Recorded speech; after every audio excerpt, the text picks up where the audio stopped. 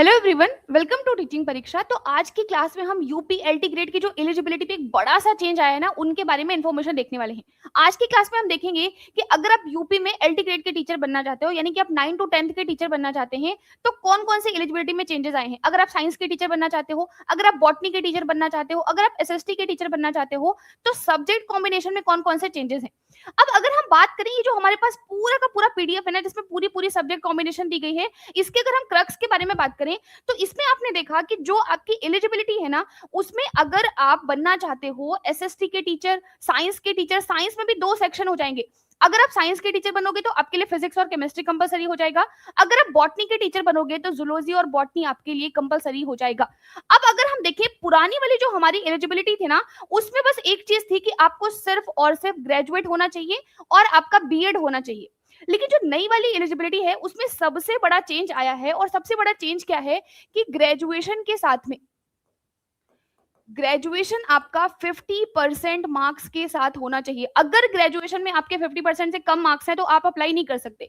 इसी के साथ आपके पास बीएड भी होना चाहिए। और एक थोड़ा सा रिलैक्सेशन हमारे लिए यहाँ पे क्या मिला है कि अगर आपने पोस्ट ग्रेजुएट किया है उसी सब्जेक्ट में, या तो आप ग्रेजुएट हो 50% मार्क्स के साथ में, या तो आप पोस्ट ग्रेजुएट हो और इसी के साथ आपका बीएड पास होना कंपलसरी है। ये जितने भी सब्जेक्ट है ना, सारे सब्जेक्ट के लिए कंपलसरी कर दिया गया है। 50% मार्क्स आपके सब्जेक्ट में होने चाहिए। अगर आपने ग्रेजुएशन में 50% मार्क्स नहीं लाए हैं, अगर आपके पास बीएड है भी, तो भी आप एलिजिबल नहीं हो पाएंगे यूपी एलटी ग्रेड टीचर के लिए। अब अगर हम एक एक करके सारे सब्जेक्ट की देखें, तो सबसे पहले हम बात करते हैं एसएसटी वाले टीचर के बारे में, क्योंकि हमारे पास 4 सब्जेक्ट होते हैं ना, हिस्ट्री, ज्योग्राफी, पॉलिटी और आपके पास इकोनॉमिक्स। अब देखो, आपके लिए 9 टू 10th के लिए कम से कम 2 सब्जेक्ट होने कंपलसरी हैं। या तो आपके पास हिस्ट्री और ज्योग्राफी हो, या तो पॉलिटी और ज्योग्राफी हो, या तो आपके पास पॉलिटी और इकोनॉमिक्स हो। 2 सब्जेक्ट होने चाहिए। यहाँ पे भी वही वाली शर्त है कि ग्रेजुएशन में आपके पास 50% मार्क्स हो प्लस बीएड होना चाहिए, या तो आपने उसी सब्जेक्ट में पोस्ट ग्रेजुएट यानी कि पीजी वाला डिप्लोमा किया होना चाहिए। अब अगर हम मैथ्स के बारे में बात करेंगे ना, तो मैथ्स की एलिजिबिलिटी या फिर लैंग्वेज वाले सब्जेक्ट की एलिजिबिलिटी, देखो लैंग्वेज के लिए तो आपकी कंपलसरी है। इंग्लिश के लिए जो पुरानी वाली एलिजिबिलिटी थी कि सिर्फ ग्रेजुएट होने चाहिए और आपके पास बीएड होना चाहिए, कोई आपके पास अगर 50% मार्क्स नहीं भी है ना, तब भी आप एलिजिबल थे। लेकिन जो नई वाली एलिजिबिलिटी है, वो क्या कह रही है कि इंग्लिश के लिटरेचर के साथ साथ 50% मार्क्स होने कंपलसरी हैं। ये बहुत बड़ा चेंज है कि आपके जिस भी सब्जेक्ट से आप अप्लाई करना चाहते हो ना, 50% मार्क्स होने चाहिए। दूसरा हमने क्या देखा, इंग्लिश लिटरेचर में अगर आपने पोस्ट ग्रेजुएशन किया है प्लस बीएड किया है, तो आप इंग्लिश वाले लैंग्वेज के लिए अप्लाई कर सकते हो। इसी के साथ अगर हम साइंस के बारे में बात करें, देखो साइंस में ना 2 सेक्शन दिए गए हैं। अगर आपको साइंस का टीचर बनना है, तो आपके पास फिजिक्स और केमिस्ट्री वाला कॉम्बिनेशन होना कंपलसरी है। फिजिक्स और केमिस्ट्री वाले दोनों सब्जेक्ट के साथ में आपने बीएड किया होना चाहिए। पुराना वाला आपको क्या कहता है कि फिजिक्स और केमिस्ट्री के साथ 50% मार्क्स होने चाहिए, ग्रेजुएट हो या फिर आप पोस्ट ग्रेजुएट हो। अगर आप बॉटनी के टीचर बनना चाहते हैं, ये तो आपका साइंस वाला टीचर हो गया जिसके लिए फिजिक्स और केमिस्ट्री कंपलसरी है। अगर आप बॉटनी के टीचर बनना चाहते हैं, बायोलॉजी के टीचर बनना चाहते हैं, तो जूलॉजी और बॉटनी प्लस बीएड और 50% मार्क्स आपके लिए कंपलसरी। देखो ये ओल्ड वाली एलिजिबिलिटी है, ये आपकी नई वाली एलिजिबिलिटी है।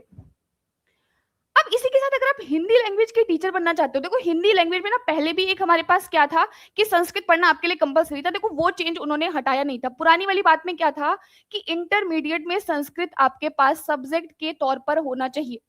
और अभी नई वाली एलिजिबिलिटी में भी उन्होंने क्या रखा है, संस्कृत वाली इंटरमीडिएट वाली जो एलिजिबिलिटी है कि इंटरमीडिएट में आपके पास संस्कृत सब्जेक्ट होना चाहिए, ये अभी भी उन्होंने रखी है। 50% मार्क्स भाई यहाँ भी उन्होंने रखे हैं, ग्रेजुएट हो या फिर आप पोस्ट ग्रेजुएट हो।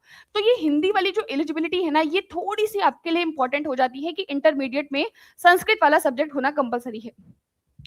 अब अगर हम बाकी के अदर लैंग्वेजेस के बारे में बात करेंगे, क्योंकि बाकी लैंग्वेजेस के भी वैकेंसी आएंगी, तो अदर लैंग्वेजेस में जैसे पाली है, गुजराती है, पंजाबी है, बंगाली है, इन सभी में पुरानी वाली एलिजिबिलिटी क्या थी कि भाई पुरानी वाली एलिजिबिलिटी बस एक ही चीज है कि ग्रेजुएशन हो प्लस बीएड हो। अभी क्या है, 50% मार्क्स के साथ ग्रेजुएशन हो या फिर पोस्ट ग्रेजुएशन हो प्लस आपके पास बीएड होना चाहिए। यहाँ पे भी वही बात है, ग्रेजुएट हो आप या तो पोस्ट ग्रेजुएट हो प्लस बीएड हो और 50% मार्क्स होने कंपलसरी है। ये बहुत बड़ा चेंज है। अगर आपके 45% मार्क्स है ना, 47% मार्क्स है, तो आप एलिजिबल नहीं हो पाओगे।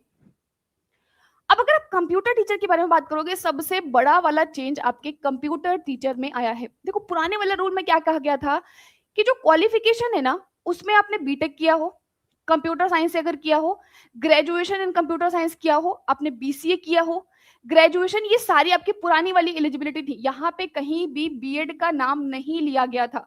जो पुरानी वाली एलिजिबिलिटी थी ना कंप्यूटर टीचर के लिए, वहां पे कहीं भी बीएड आपका नहीं दिया गया था। लेकिन जो अब नई वाली प्रेफरेंस है ना, उसमें क्या बोला गया है, नई वाली रूल के अकॉर्डिंग आप अगर 9 to 10th में कंप्यूटर साइंस के टीचर बनना चाहते हो तो 50% मार्क्स फिर भी आपके लिए कंपलसरी कर दिए गए हैं। और बीएड अब भी कहीं भी प्रेफरेंस में नहीं दिख रहा है। अगर आप कंप्यूटर टीचर बनना चाहते हो तो बीएड अब केवल प्रेफरेंस नहीं दिख रहा है, ये वाली बात आपके लिए जरूरी है। ठीक है, अब अगर हमने बात की ना, ये जितनी की जितनी चीजें आपको दी गई हैं, अगर आप यूपी एलटी ग्रेड में जो 50 मार्क्स का जीएस आता है ना, अगर आप उसके लिए प्रिपेयर करना चाहते हो तो आप टीचिंग परीक्षा के कोर्सेज के साथ में जुड़ सकते हो। इसी के साथ अगर आप ये सारी की सारी एलिजिबिलिटी का पूरा पीडीएफ चाहते हो, जो कि आपका ऑफिशियल पीडीएफ है, तो आपको टीचिंग परीक्षा का जो टेलीग्राम चैनल है वहां पे आपको पीडीएफ भी प्रोवाइड कर दिया जाएगा। अब देखो, अगर आप जीएस की प्रिपरेशन करना चाहते हो, देखो जितने भी आपको पता है कि भाई 50 मार्क्स का तो जीएस आएगा एलटी ग्रेड में, आपके लिए बीएड भी कंपलसरी है, पहले भी था अभी भी है। 50% मार्क्स अगर आपकी ग्रेजुएशन में है या आपने पीजी वाला कोर्स किया है और आपका जो भी सब्जेक्ट कॉम्बिनेशन बन रहा है उसके हिसाब से आप एग्जाम तो दे सकते हो। लेकिन अगर आप 50 मार्क्स की प्रिपरेशन करना चाहते हो तो टीचिंग परीक्षा ने एक 499 रुपीज की आपके लिए टेस्ट सीरीज लॉन्च की है, जिसमें से आपको 100 मॉक टेस्ट मिलने वाले हैं। सोचो आप 100 मॉक टेस्ट, क्योंकि जीएस हमारा सबसे ज्यादा स्कोरिंग सब्जेक्ट हो जाता है। लेकिन पहले 500 स्टूडेंट्स के लिए हमने सिर्फ और सिर्फ 299 रुपीज रखे हैं। आप केवल 299 रुपीज देके पहले 500 स्टूडेंट्स अगर आप बनते हो, अगर आप सिर्फ 299 रुपीज देते हो तो आप 100 मॉक टेस्ट वाली सीरीज के साथ में जुड़ सकते हो और अपनी जीएस वाली प्रिपरेशन ना बहुत ही आसानी से कर सकते हो। जितने भी आपके नए वाले पैटर्न पे क्वेश्चंस पूछे जाएंगे वो सारे के सारे क्वेश्चंस आपको ये 100 मॉक टेस्ट में मिल जाएंगे। ठीक है, तो ये जो 100 मॉक टेस्ट वाली सीरीज है, अगर आप पहले 500 स्टूडेंट बनते हो तो सिर्फ और सिर्फ 299 रुपीज में परचेस कर सकते हो। Thank you.